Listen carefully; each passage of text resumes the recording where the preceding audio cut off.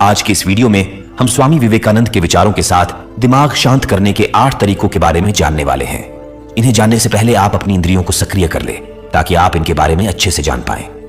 एक दिन एक गुरु अपने शिष्यों को प्रवचन दे रहे थे। तभी वहां एक अधेड़ उम्र का व्यक्ति अपने बेटे के साथ वहां आया। प्रवचन देते हुए गुरु ने इशारे से उन्हें बैठने के लिए कहा। जब प्रवचन समाप्त होने के बाद सभी लोग वहां से चले गए तो गुरु ने उस व्यक्ति को अपने पास बुलाया और कहा, आप यहां मेरे पास बैठ जाए। उस स्थल पर चारों ओर हरियाली छाई हुई थी। मौसम भी सुहाना लग रहा था और पक्षियों की आवाजें गूंज रही थी। ऐसे नजारे से उस व्यक्ति को असीम शांति का आभास हो रहा था। इसके बाद गुरु ने उस व्यक्ति से समस्या पूछी।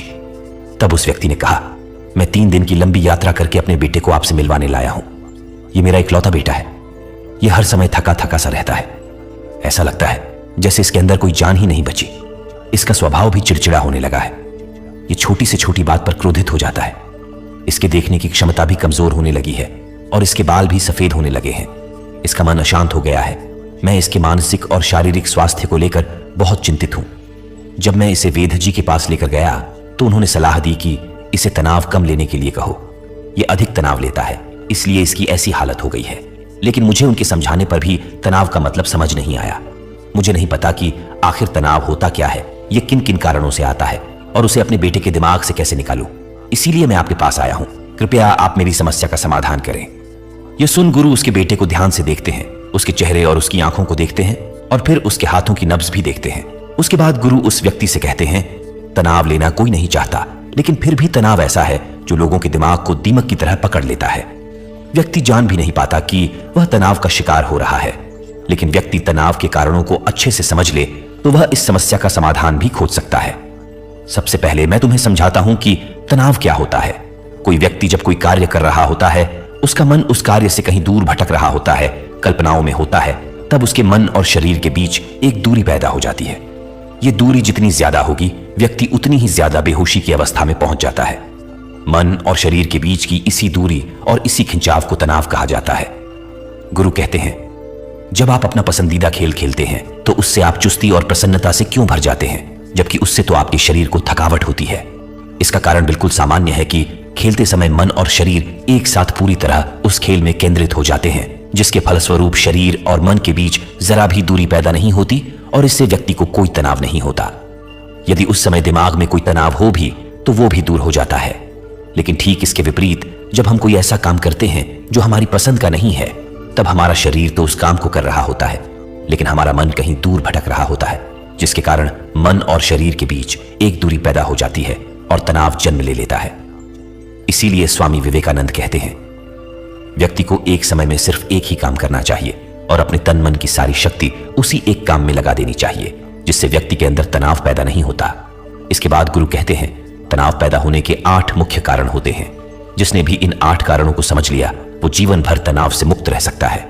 सबसे पहला कारण होता है इंसान का अति महत्वाकांक्षी होना।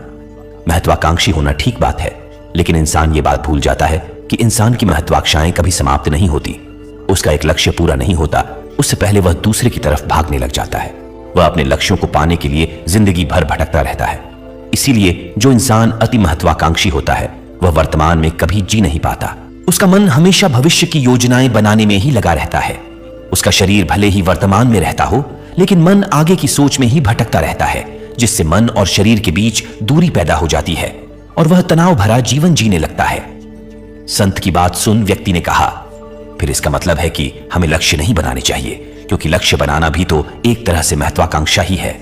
इस पर संत ने कहा, जीवन में लक्ष्य बनाना कोई गलत नहीं है, लेकिन समस्या तब पैदा होती है जब इंसान अपना पूरा ध्यान उस लक्ष्य के परिणाम पर ही लगा देता है और हमेशा उसके परिणाम की चिंता में लगा रहता है।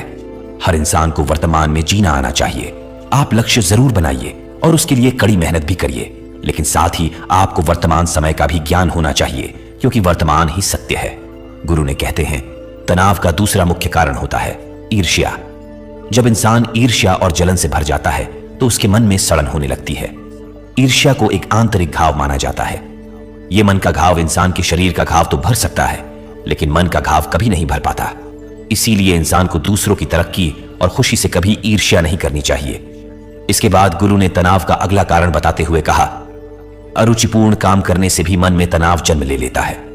जिस काम में हमारी रुचि नहीं है उस काम में हमारा मन नहीं लग पाएगा।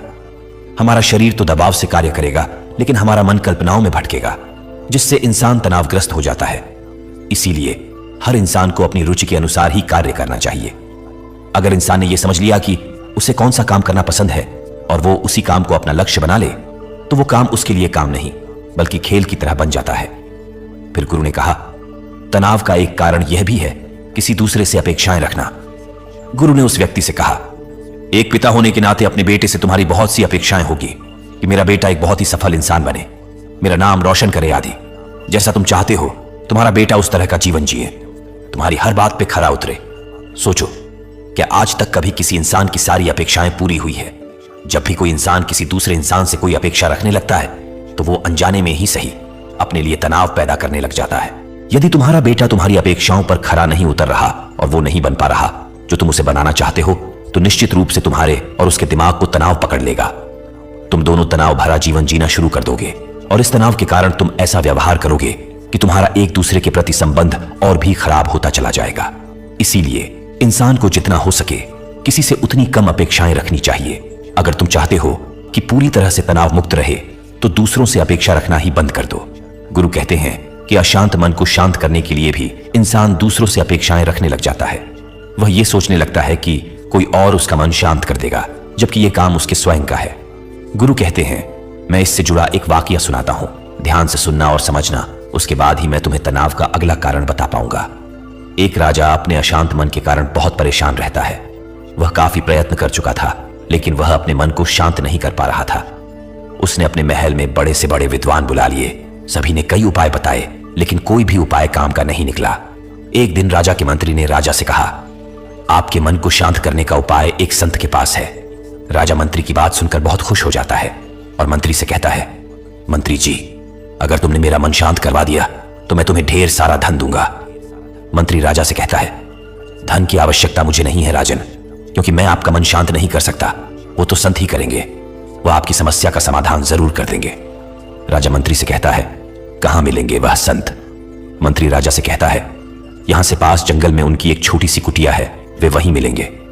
राजा अपने मंत्री के साथ उन संत के पास पहुंचता है और संत से कहता है, मैंने सुना है आप हर समस्या का समाधान कर सकते हैं। संत राजा को बिना जवाब दिए ही अनदेखा कर देते हैं। राजा सोचता है कि शायद संत ने मुझे सुना नहीं।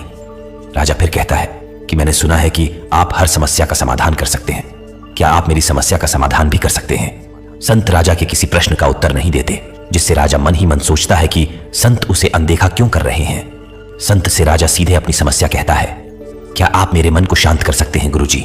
संत मुस्कुराते हुए कहते हैं, पहले यह बताओ तुम्हारा मन अशांत क्यों है?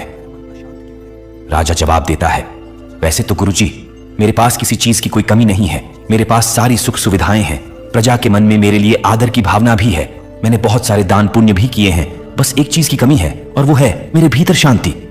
मेरा मन अगर कभी कभी शांत हो भी जाता है तो यह फिर से अशांत हो जाता है। गुरुजी, मैं बड़ी उम्मीद लेकर आपके पास आया हूं, मैंने काफी उपाय कर लिए हैं, बस आप ही मेरे समाधान का अंतिम माध्यम हो। संत उस राजा से कहते हैं, जरूर, मैं तुम्हारे मन को शांत कर सकता हूं। राजा बहुत प्रसन्न होता है और कहता है कि गुरुजी, उसके लिए मुझे क्या करना होगा? संत मुस्कुराते हैं और कहते हैं, कल सुबह तुम मेरे पास अकेले आना। राजा कहता है, ठीक है गुरुजी, मैं कल सुबह अकेला आ जाऊंगा। संत कहते हैं कि तुम अपने अशांत मन को अपने साथ जरूर लाना। राजा आश्चर्य में पड़ जाता है और मन ही मन में सोचता है कि यह आप क्या कह रहे हैं? संत कहते हैं, तुम कल सुबह जल्दी आ जाना और अपने अशांत मन को भी लेकर आना, कहीं उसे अपने महल में ही छोड़कर मत आ जाना। राजा सोचता है, संत पागल हो गए हैं, लेकिन उस राजा के पास और कोई विकल्प नहीं था। इसीलिए राजा ने सोचा, एक बार कोशिश कर ही लेता हूं। अगले दिन राजा सुबह जल्दी अकेला ही संत के पास पहुंच जाता है और संत से कहता है कि मैं आ गया हूं गुरुजी। संत उस राजा से कहते हैं, तुम तो आ गए हो, लेकिन तुम्हारा अशांत मन कहां है? उसे मुझे दे दो, मैं उसे अभी शांत कर देता हूं। राजा कहता है, यह आप कैसी बात कर रहे हैं?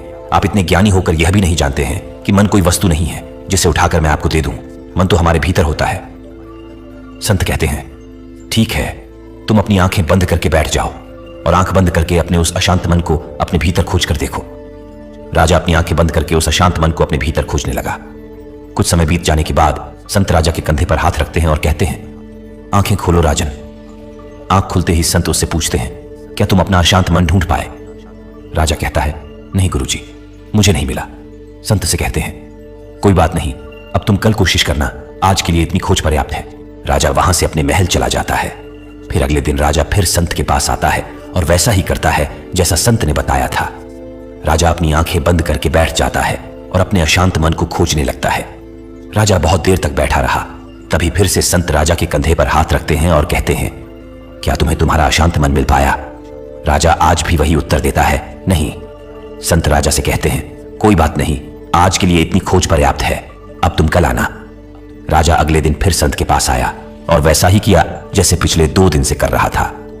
राजा आज भी अपने भीतर अशांत मन को खोजने में लग गया। इस बार संत राजा के कंधे पर हाथ नहीं रखते, जिसकी वजह से उसकी आंखें ही नहीं खुलती। राजा बस अपनी आंखें बंद करके बैठा रहता है। संत राजा के पास ही बैठे रहते हैं। पूरा दिन और पूरी रात बीत जाती है, लेकिन राजा अपने उस अशांत मन को ढूंढता रहा। अगले दिन राजा की आंखें खुली। जैसे ही राजा की आंखें खुलती है, वह अपने सिर को संत के चरणों में झुका देता है। राजा कहता है, मुझे मेरा अशांत मन तो नहीं मिल पाया, लेकिन वह शांति जरूर मिल गई जिसकी तलाश में मैं अभी तक भटक रहा था। उस राजा के ही जैसे हम भी अपने मन की शांति को कहीं बाहर खोज रहे होते हैं, जबकि वह शांति बाहर नहीं बल्कि अपने भीतर ही होती है। यह वाकया सुनकर संतुष्टि के भाव से व्यक्ति ने गुरु से कहा, समझ गया गुरुजी, कृपया तनाव का अगला कारण बताएं। गुरु ने कहा, शारीरिक कष्ट भी तनाव का एक कारण हो सकता है। जब व्यक्ति किसी शारीरिक कष्ट या पीड़ा से गुजर रहा होता है तो उसका पूरा ध्यान बस अपने शरीर के दर्द पर होता है और वो 24 घंटे बस उसी के बारे में सोचता रहता है, जिससे उसका मन दुख के विचारों से भर जाता है और ऐसी स्थिति में वह व्यक्ति तनाव में रहने लग जाता है। यह सुनकर उस व्यक्ति ने कहा, हे गुरुदेव, शारीरिक दुख तो किसी भी इंसान को हो सकता है, तो क्या फिर वह इंसान जीवन भर तनाव में ही जिएगा? इसका जवाब देते हुए गुरु ने कहा, इंसान को यह बात समझनी चाहिए कि इंसान का जीवन दुखों का आधार है। जैसे जैसे हमारा जीवन आगे बढ़ता है, हमारे दुख भी बढ़ते हैं, रोग भी आते हैं और फिर अंत में मृत्यु आती है। यह तो इंसान के जीवन का अभिन्न अंग है। कोई भी इंसान इनसे बच नहीं सकता। यह समझना होगा कि किसी के जीवन में ये समय से पहले आ जाते हैं तो किसी के जीवन में थोड़ा लेट। जब इंसान का मन इस बात को अच्छे से समझ लेता है तो फिर वह अपने शारीरिक कष्ट के बारे में सोच सोचकर ज्यादा तनाव में नहीं रहता, क्योंकि यह हमारे जीवन का एक अभिन्न हिस्सा है। इंसान को अपना स्वास्थ्य अच्छा रखने के लिए व्यायाम करने के साथ स्वस्थ जीवन शैली को अपनाना चाहिए। गुरु तनाव का अगला कारण बताते हैं, अपनी योजनाओं को समझने में समय न देना। कुछ लोगों के दिमाग में कोई विचार आया, लेकिन उसे समझे बिना ही बिना सोचे समझे उस पर काम करना शुरू कर दिया तो उन्हें असफलता मिलेगी ही। इससे उन्हें तनाव होगा, क्योंकि उन्होंने उस काम को शुरू करने से पहले उसके बारे में पूरी जानकारी नहीं ली। इंसान को कोई भी काम शुरू करने से पहले उसके अच्छे और बुरे परिणाम के बारे में सोच लेना चाहिए। इंसान को इस बारे में भी सोचना चाहिए, अगर ये योजना असफल हुई तो फिर इसके बाद मुझे क्या करना होगा। व्यक्ति को अपनी योजनाओं को ठीक से समझने के लिए पूरा समय देना चाहिए, ताकि बाद में उस योजना की वजह से तनाव जन्म ना ले। गुरु कहते हैं, काम को टाल मटोल करना भी तनाव का एक कारण है। आज के काम को कल पर टाल देना। आप लोगों ने यह बात सुनी होगी कि आलस व्यक्ति का सबसे बड़ा शत्रु है। इंसान आलस्य की वजह से ही आज के काम को कल पर टाल देता है और फिर यही उसकी आदत बन जाती है। काम को कल पर टालने वाले इंसान का काम कभी भी समय पर पूरा नहीं होता, और अगर किसी तरह से पूरा हो भी जाए तो वह उतना बेहतर नहीं हो पाता जितना बेहतर उसे किया जा सकता था। फिर यही बात व्यक्ति के मन में तनाव पैदा करती है। इसीलिए तनाव मुक्त जीवन के लिए इंसान को काम को टालने की आदत छोड़ देनी चाहिए। यह तभी संभव है जब इंसान काम को समय से पहले खत्म करने का निश्चय करे। सबसे आखिरी और सबसे प्रमुख कारण जो तनाव का होता है वो है ज्यादा सोचना। गुरु कहते हैं, तनाव का अंतिम कारण लगातार सोचते रहना भी होता है। यह लक्षण उस व्यक्ति में सबसे ज्यादा पाया जाता है जो कपोल कल्पनाएं करता हो, जो अतीत की घटनाओं और भविष्य की बातों के बारे में सोचता रहता हो, जो बेवजह के अनुमान लगाता हो। इसीलिए व्यक्ति को ज्यादा सोचने की आदत छोड़ देनी चाहिए। इसके लिए जितना हो सके खुद को पसंदीदा काम में व्यस्त रखना चाहिए और हर दिन ध्यान का अभ्यास करना चाहिए। गुरु के से यह सारी बातें सुनकर उस व्यक्ति ने हाथ जोड़ते हुए कहा, गुरुदेव, मेरा बेटा तो अभी मात्र 19 वर्ष का ही है और इसमें अभी इतनी समझ भी नहीं है कि यह आपकी बताई सारी बातों का एक साथ पालन कर पाए। आप कृपया इसके अनुसार तनाव मुक्त रहने का कोई आसान तरीका बता दें, जिससे मेरा बेटा उसका अनुसरण कर सके और तनाव मुक्त हो पाए। उस व्यक्ति की बात सुन गुरु ने कहा, अगर तुम इतनी सारी बातों का पालन नहीं कर सकते तो इसके लिए एक बहुत ही आसान तरीका है। तुम एक बार में केवल एक काम को करने में ध्यान लगाओ। उस समय बस उसी काम को करो, सिर्फ उस पर ही अपना पूरा ध्यान लगा दो। और अगर तुम्हारा मन इधर उधर भटकता है तो तुरंत मन को फिर से उसी काम में लगा दो। यही सबसे आसान और अच्छा तरीका है तनाव मुक्त रहने का। जब तुम भोजन करोगे तो उस समय सिर्फ भोजन ही करोगे, उसके पूरे स्वाद का आनंद लोगे, उससे अनुभव करोगे। जब चलोगे तो अपना पूरा ध्यान सिर्फ चलने में लगाओगे। इससे तुम्हारा मन और शरीर दोनों एक जगह पर केंद्रित रहेंगे। दोनों के बीच दूरी कभी पैदा नहीं होगी, जो कि तनाव का मुख्य